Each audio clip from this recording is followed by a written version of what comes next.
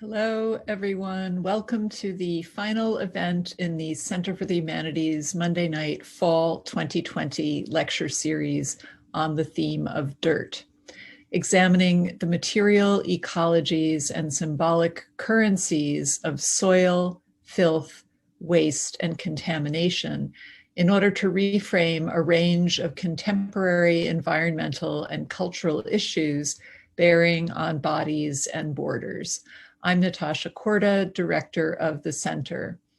Our speakers this semester have delved into the cultural meanings of dirt in its many forms across disciplinary and geographic boundaries, tracing the ruts of empire and coloniality along the barbed wire fences of detention centers in multimedia works by Iraqi artists, sorting through state archives of confiscated queer and trans pornography in Francoist Spain, excavating fantasies and anxieties about sexual filth in public bathrooms in the US, documenting the histories of street sweepers and night soil workers in Lagos, Nigeria, navigating narrative encounters with oceanic garbage gyres across the Pacific, unearthing the far-reaching histories and legacies of settler colonialism in the U.S. Bureau of Indian Affairs agricultural and manual labor schools from Oberlin, Ohio to Tuskegee, Alabama, and tonight, listening to the underground soundscapes and echoes of subterranean tourism in Mammoth Cave in Kentucky. For details about these and other events sponsored by the Center for the Humanities, please check out our website, Facebook page, and Twitter feed @WesHumanities. Without further ado, it's a great pleasure to introduce Paula Matthusen, Associate Professor of Music here at Wesleyan University, who received her PhD at NYU and before coming to Wesleyan was the Director of Music Technology at Florida International University. Professor Matthusen is a composer of both electroacoustic and acoustic music and a creator of sound installations. Her innovative work explores the sonic terrain of musical space, whether real, imagined, or remembered, through diverse sites, instrumentations, and objects, as in her composition Run-On Sentence of the Pavement for Piano and Ping Pong Balls, or Of Architecture and Accumulation, written for organ and wine glasses, or Eden's Arch of Promise Bending, which eavesdrops on the hidden sonic infrastructure of the old Croton Aqueduct. Her work has been performed at venues and festivals across America and Europe, including the Tanglewood Festival of Contemporary Music, the Music Now series of the Chicago Symphony Orchestra, the Bang on a Can Summer Institute of Music at Mass MoCA, and the Dutch Gaudeamus Foundation's Musiek Week, among many others. She is the recipient of numerous awards and prizes, including the New Genre Prize from the International Alliance for Women in Music's Search for New Music, and the Elliott Carter Rome Prize. Her presentation tonight is entitled Projected Resonances, Intersections of Sound, Performance, and Tourism Underground at Mammoth Cave. In lieu of a Q&A following tonight's performance, we invite anyone with questions to attend the Center for the Humanities virtual Tuesday colloquium tomorrow morning from 10:30 a.m. to noon, where we will have a lively, in-depth discussion of tonight's presentation. You can contact me or center staff if you would like to attend, and we will send you the link. Please join me remotely in giving our warmest virtual welcome to Paula Matthusen. My name is Paula Matthusen, and I would like to begin by thanking Natasha Korda for her wonderful introduction, as well as Tony Hernandez, Hannah Orbeck, and Bob Russo for their invaluable assistance in making this talk happen today. The title of my talk, Projected Resonances, Intersections of Sound, Performance, and Tourism Underground at Mammoth Cave, is a wordy summary of the guiding interests that have framed a series of site visits and recording projects I have been conducting at Mammoth Cave National Park on and off for roughly 7 years. My curiosity lies in the rich history of musical performance and sonic attributes of the caverns in Mammoth Cave as they intersect with the history of tourism. As a composer, I wish to explore sounds in the cave through sound, which has resulted in a new sound work entitled Dissolution Studies. Caves have long been sought after for their sonic distinctiveness. Caves have been used as sites for musical festivals, such as Bluegrass Underground, and Luray Caverns in Virginia boasts that it has the world's largest instrument with its great stalacpipe organ. The power of sound in caves is so alluring, such that any number of digital audio workstations or sound processing programs will give one the option of adding simulated cave reverb to their sound. As an example, the Space Designer Reverb plugin in Logic Pro has several spaces to choose from in audio modeling. Big Cave is nestled in among many other options, such as Deep Canyon and Upper Echelons. One could, and some have, including myself, take an impulse response of any of the caverns as a way of simulating the cave echoes in a software environment. Work taken with this approach often does sound striking, but what I'm seeking is slower, messier, and improvisatory. In the course of this talk, I will discuss how a group of musicians, rangers, and myself have navigated along historical tourist routes in Mammoth Cave as part of this project, to listen in on what sonic attributes could be excited within them, playing with reflections and live electronics as a way of playing with temporality, space, and how both are mediated by technologies and our own memories of the sounds that envelop us. I will give a brief overview of the cave before going into the details of this work. The vast karst topography through which the Green River runs in this part of Kentucky has been the site of a massive network of caves approximately 400 miles long and potentially larger with yet undiscovered interconnections. The cave has been host to centuries of visitors dating back to the late Archaic people who harvested gypsum and epsomite among other deposits from the cave and perhaps used it as shelter.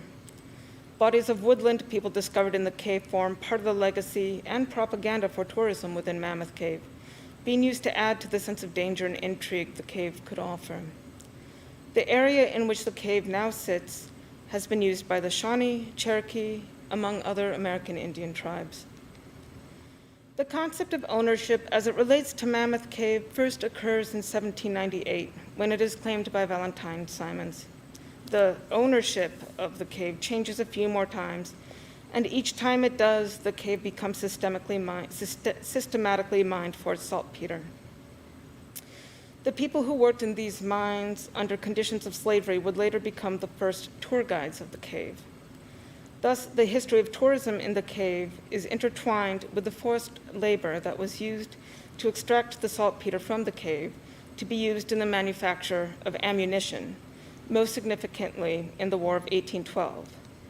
Remnants of this mining remain on display today. With its usefulness as a mine waning following this war, tourism becomes another lucrative possibility for the cave's owners. The early cave guides emerged during this transition, most famously Stephen Bishop, Matt Bransford, and Nick Bransford. Stephen Bishop, living and working under conditions of slavery, was a teenager when he was brought to the cave by Franklin Gorin in 1838. Though technical cave ownership would change hands a few times, Bishop lived out the rest of his life at Mammoth Cave. Bishop became one of the most revered cave guides in the world, recognized for his expertise, discovery of numerous parts of the cave, including its underground river system, and for the map he drew in 1842 that was published by Morton and Griswold in Alexander Clark Bullitt's Rambles in Mammoth Cave in the year 1844 by a visitor. The cave became officially a national park in 1941. This moment is illustrated in an animation by Helen Caulfield. In this drawing, the other national parks, represented as mammals in ranger's hat, float through an underground river to welcome Mammoth Cave, candle in hand, casting its light onto the so-called blind fish with their fictional and dated depiction, and a skeleton smiles above as they approach. In addition to its saltpeter past, Mammoth Cave has also served as a tuberculosis treatment center, a site of radio transmission experiments, a cafeteria, and a site for musical performance. The cave is as vast as the stories we tell about it and the lives with which they intersect. Musical performances include an annual cave sing that has been running annually for decades, saxhorn bands, an impromptu performance by violinist Ole Bull, as well as the songs of cave guides singing along their tours and through evocatively named passages such as Echo River. It is impossible to talk about all this at once, though my hope has been to play with sound with all this in mind, and to embrace what sound may offer with all its excitations, sloppiness, and leakiness. To engage with this possibility, I began working with Cave Resource Management Specialist and Research Coordinator Rickard Toomey at Mammoth Cave National Park. Dr. Toomey, or Rick as we called him, put me in touch with Natural Resource Specialist Bryce Leach, whose enthusiasm for sound in the caves was absolutely contagious. I have to pause here to give a special nod of thanks to ranger and pianist Janet Bass-Smith, whose research on the history of performance in the cave has proven extremely helpful to this project. In September 2019, working with the SPLICE Ensemble, I was able to visit areas of resonance and historical significance in the cave with the goal of recording musicians in the space and playing with the resonance it offers. The group of musicians, led through the cave by Bryce Leach, included composer-performers Keith Kirchhoff on harmonium, Sam Wells on trumpet, Adam Vidixis on percussion, and special guest mezzo-soprano Jennifer Beatty. I played on electronics using recursive recording, that is, making a recording of a recording of a recording, a la Professor Emeritus Alvin Lucier's I'm Sitting in a Room, to draw out resonant frequencies in the cave.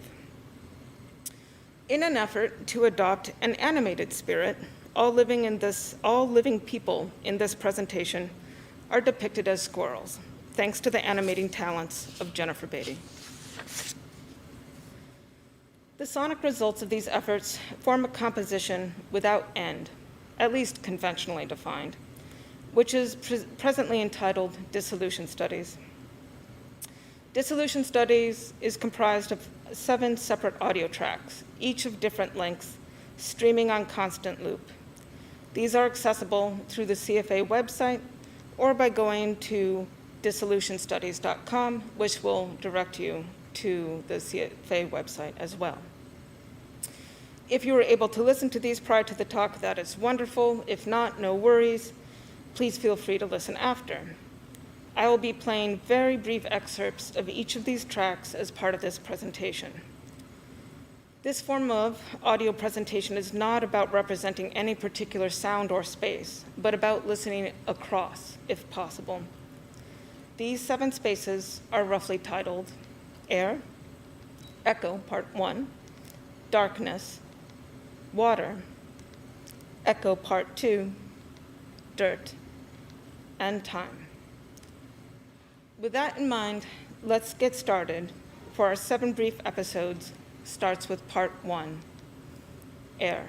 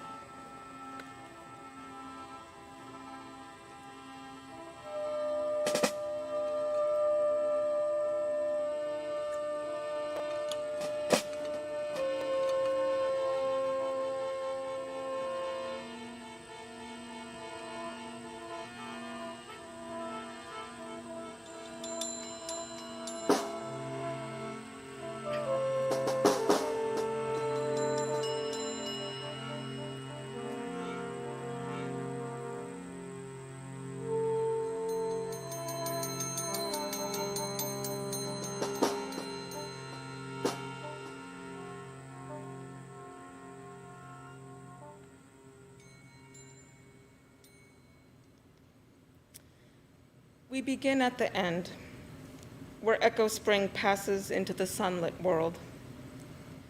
In this first track, Air, the recordings presented are layered and mostly unedited and unadorned, featuring all the sounds of us setting up and our fatigued banter. The ensemble improvises based on the material we have recorded the previous 3 days, most of which was underground along the paths so exquisitely mapped by Stephen Bishop. Part of what is at play here is how we are all stretching and gradually dissolving some of the most popular and sensationalized stories of the cave. Specifically, where we started this whole venture was here, with sheet music from the 1925 hit, The Death of Floyd Collins. This rendition attributed to Reverend Andrew Jenkins and Mrs. Irene Spain. The failed rescue of Floyd Collins, who was trapped in the nearby sand cave, was a new sensation. The death, though tragic, was of such high publicity that it sparked the composition of numerous songs, radio broadcasts, and much later, an off-Broadway musical by Adam Gutel and Tina Landau, appropriately titled Floyd Collins.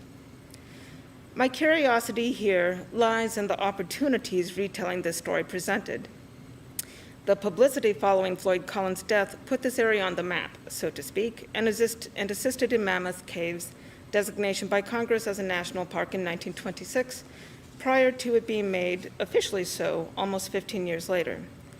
The lyrics request, "Oh, come, all you young people, and listen while I tell the fate of Floyd Collins, a lad we all know well." The opportunity to moralize is not missed. The lyrics promise that Floyd Collins could have avoided this fate had he just listened to his parents, that we too will inevitably meet our doom and therefore must give our heart to Jesus, lest we end up like Collins, as 7 out of the 9 verses remind us, sleeping in a lonely sandstone cave. I am not attracted to this song musically as much as I am interested in the possibility of dissolving it, deconstructing it, taking it along the path with us, and letting the resonances of the cave fill it in, letting the cave air breathe between the notes. 2. Echo, Part 1.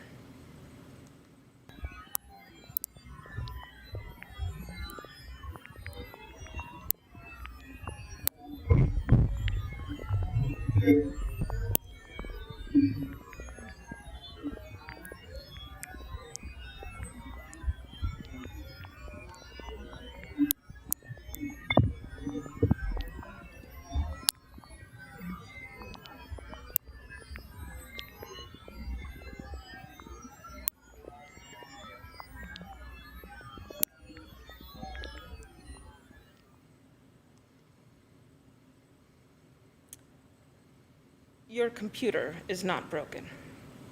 The sounds you just heard were not of instrumentalist sounds ricocheting off the walls of the cave, but don't worry, that will come later. Here, I am interested in echo as fantasy, as fiction. This recording is the most processed out of all 7 layers of Dissolution Studies. A recording of various so-called error noises, discussed more in the next section, are abstracted using noise reduction software. All noise elements are maximally reduced from the sound, with only tonal sounds and transients left behind, leaving digital whips and whirls and odd clicks behind. Echo is taken as an abstract idea to ask what happens when we remove all sounds and environments around us and only hear ourselves singing back to ourselves. The previously mentioned Floyd Collins musical has an entire movement in which Collins sings with his own echo. The 1844 publication, Rambles in Mammoth Cave, describes the powerful amplification echo River endows to the human voice, including that a full band of music on the river of echoes would indeed be overpowering. Perhaps the most elaborate appearance of a fantastical echo appears in the 1940 radio play, 2 on a Trip, by Joseph H. Mader. In fact, there are several audio cues written very clearly into the production notes at the top of the play. The guide's soft-spoken Kentuckian tone, the way echoes accumulate on Echo River, and that the worst singing voice takes on some beauty in the cave. But it doesn't stop there. The guide's echo on the river is compositionally directed as well, as he's provided with a key signature, solfege, do, re, mi, and durations, and guides to pronunciation. The risk and perhaps appeal in all this is in hearing only what we want to hear, seeing only what we want to see, or can very literally shine a light on. The sounds in Echo Part 1 are not of sweeping voices over the river, but a fiction of what we could imagine being in the cave, of an underwater world discussed in the next section. 3, darkness.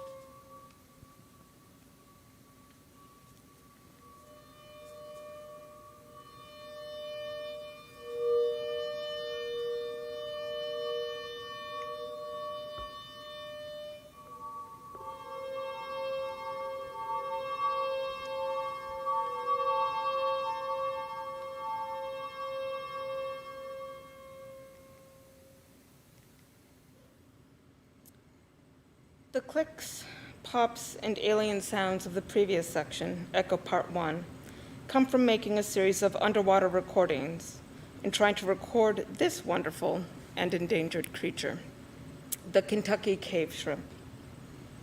Early tourist literature details stories of the eyeless fish and translucent species that populate the bodies of water in Mammoth Cave. My curiosity lay in what sounds might exist in this darkened underwater ecosystem. Using a hydrophone and some secret tips from the CFA's own Bob Russo, I dropped a microphone in Echo River, genuinely hoping to hear clicks and pops, sounds that are so often associated with shrimp. Instead, what I recorded was the noise of my own equipment, some inadvertent handling noise, and occasionally our own voices refracted through the water. This is not what I expected, and for many it would be an undesirable outcome, though I find the noises made from these quote-unquote silent recordings of highly amplified water still beautiful and perhaps instructive. The noise resulting from the interaction of the audio recording equipment with the underground water forms the foundation for this third track entitled Darkness. Over the top of this recorded, every few minutes, one will hear individual members of the SPLICE Ensemble call out their motives derived from material deconstructed of the original song. These motives are written for each individual member with specific spaces in mind. This included Keith Kirchhoff on harmonium at the Methodist Church and Wooden Ballroom. Sam Wells at Gothic Avenue, and Great Relief Hall. And Adam Vidixis at Sparks Avenue and Cleveland's Cabinet. In the stream online, sometimes musicians' sound is alone, and sometimes the musician is accompanied by their own resonance accumulated in the cave through recursive recording. These responses are spread out over the course of an hour and 15 minutes. If the echo is one part of the cultural imagination of caves, silence is the other. A common feature of many cave tours is that the guide, often presenting to sighted audiences, will turn out all the lights so that total darkness may be experienced. I've tried to record this moment many times. Almost every time, faced with this new world, the audience calls out. 4, water.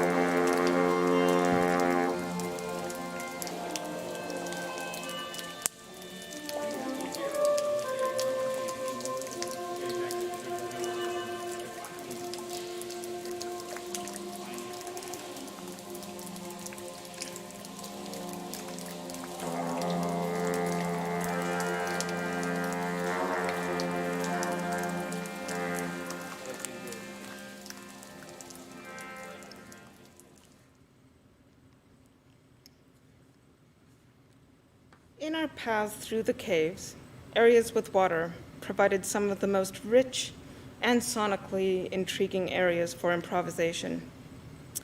In this section, many of the recordings feature the ensemble playing and improvising together along with myself on electronics, using a shared phrase all had memorized and recursive recording. Delighting in the reflections of the space and our shared presence there together, these compiled recordings move from Echo River to the River Styx, Mammoth Dome, Cathedral Dome, and the ruins of Karnak. The recording process took on many improvisations in the moment, and the shared material across each section is pushed and pulled with.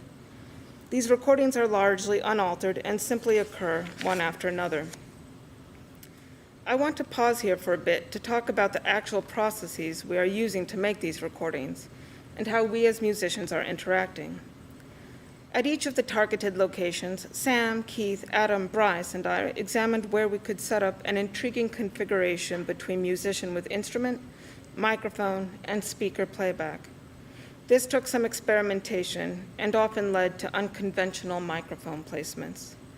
A range of microphones were used as well so that multiple recordings were made of a single event. The role that I am playing in each of these scenarios is to record the musicians in the space, play it back into the space, and then record that playback over and over and over again until the resonant frequencies of the space, as excited by the musicians and mediated by the audio equipment, are left.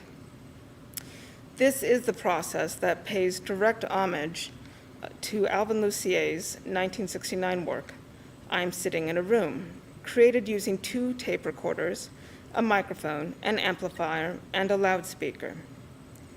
I know I am not alone when I say that this piece changed my life. It has influenced numerous sound and visual artists. As an example, Jakob Kierkegaard used a similar procedure when he recorded silence in abandoned public buildings in Chernobyl. A silence gradually yields itself to haunting drones over several repetitions. The subsequent critical and public reaction to this work was emotionally powerful, with some reviewers claiming to hear ghosts. In its sloppiness to signify, sound opens up experience to vulnerabilities, to multiple simultaneous interpretations. Using this technique of live electronics is a little bit like happening upon a cave. We're hearing something that, in a sense, is always there. Perhaps it's just a matter of listening and interacting differently. This was part of the magic of being in that space together, listening and responding to each other and the space. I love listening back to these recordings because regardless of the material, I think it's possible to hear the sensitivity and joy each of the musicians bring to the space. The material we started with dissolves, and we listen to each other in the dark, sounds bouncing off the water and the walls of the cave until dissipating into darkness. The resonances and reverberance were especially strong at Echo River, so let's just take a little bit of time to indulge once more in an echo and go to part 5. Echo, part 2.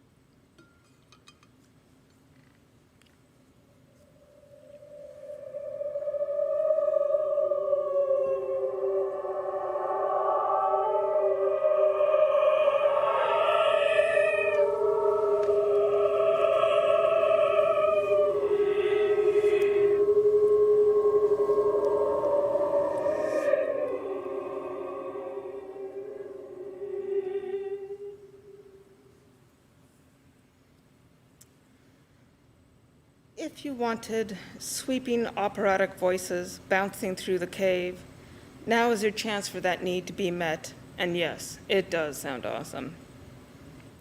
The echo is unstable. Playing with echoes in the cave, the sound became phantasmic, otherworldly, and yet still vocal.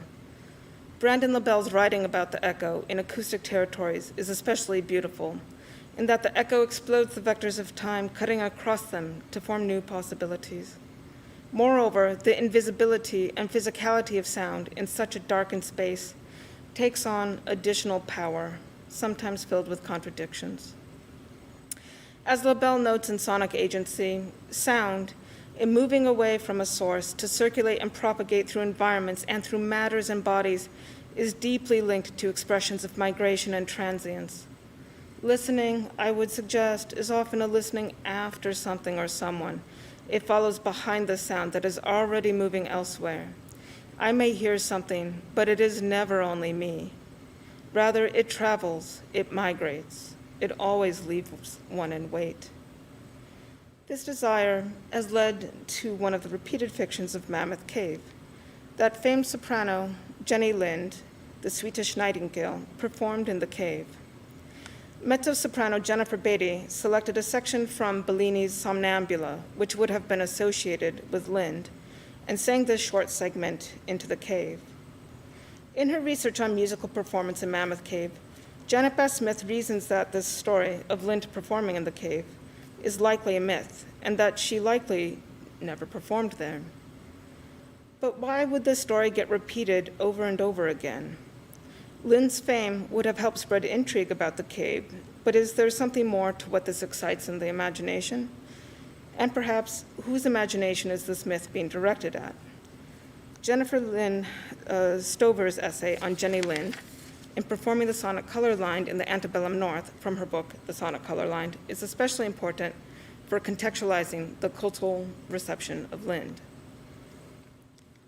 The time-honored voice and cave combo exists strongly in cultural imagination and history. Mammoth Cave has its long-standing traditions of songs sung by cave guides and the yearly Cave Sing every December. Hearing's one voice reinforced by acoustic spaces tapping into some kind of power, especially when it is not possible to seize the size of the space one is in. For this track, Echo Part 2, the recordings of Jennifer Beatty's voice are played in succession as resonances accumulate. Occasionally, the voice is reversed, which provides a different experience of what seemed to be an ever-lingering vocal sound in the cave. To me, this reminds me of Gaston Bachelard's discussion of intimate immensity, as well as LaBelle's description of sound traveling away invisibly from its source, leaving one in wait. 6. Dirt.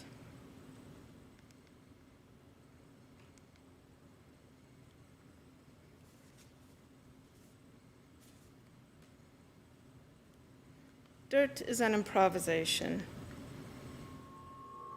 Specifically, this track entitled Dirt is an improvisation on the recordings made in Mammoth Cave, using one loop of Keith playing a sound on the harmonium over accumulated resonances in the cave. This sound is looped over and over again so as to play with the frequencies present in that sound. On a larger scale, I'm interested in the idea of dirt as opening paths to improvisation. Traversing through the cave years ago, after a recent bit of flooding with a researcher, it was requested that we avoid disturbing some cave dirt that had settled on unusual parts of the cave. This altered our path as we worked our way toward Echo River, and we edged our way toward a bank of rocks at the edge of the water, which had a sizable group of cave crickets perched on the surface of the rocks together. As we approached with our lights, they sprung out all at once from the rocks, landing on the surface of the water, skittering out of the reach of the light of our headlamps in a heartbeat. I didn't know they could do that, I whispered to myself. Dirt can be remnants of things breaking apart, cracking. Dirt can also push one toward questioning assumptions and finding new potentialities. The dust on the record reminds us we are listening to the past. The scratch in the record becomes a loop and lets us know what we may hear in the future. The hiss on the tape becomes warmth. The amplified crackle in the background becomes a ghost.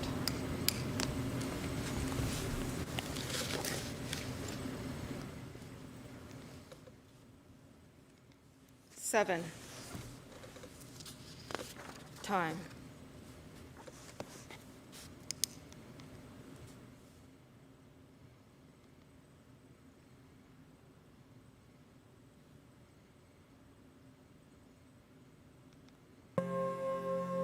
The final track, entitled Time, begins where this set of recordings with the SPLICE Ensemble at Mammoth Cave began. It features the trio playing The Death of Lloyd Collins together outside at the River Styx. A cascade of water falling behind the group accompanies the performance. This recording, which was only 1.5 minutes long, is stretched to last nearly an hour and a half. What one may hear as a result are long stretched-out notes and the artifacts that arise from interpolating between the points of the sound file on such a long scale. Time is not without gratitude, and my gratitude here is for my colleagues this year at the Center for Humanities, under the leadership of Natasha Korda.